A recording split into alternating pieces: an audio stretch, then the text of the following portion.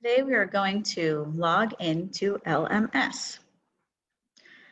In our search bar, we are going to type lms.renweb.com,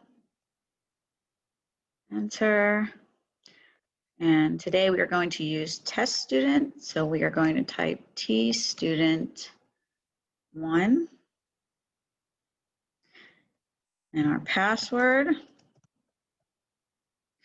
Be sure that our district code is entered correctly, ICA-PA, and select login. And we know that we are logged in correctly because our initials are going to show up right here up in the upper right-hand corner, TS for test student. Now this is our dashboard screen, but as you can see, our dashboard did not show up. So we're going to click on our hamburger menu right here, and that will prompt our dashboard to show.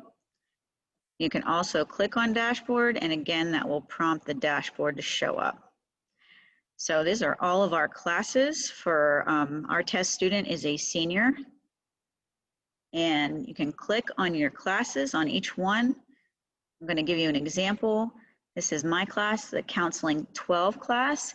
And in each class, you will see a class calendar, a class wall, and on the right-hand side, these are the units within that class.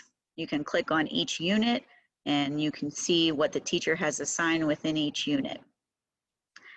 The last thing I wanted to show you within the LMS is the calendar that you can find below the dashboard option and within the hamburger menu. And that will show each student all of the assignments that are due on each day. And that will show as far out as the teachers have planned. So for right now, it goes out to the 11th. And you can always go back to your dashboard and see each of your classes. And that is how you log into the LMS system. Select log out, and you are done.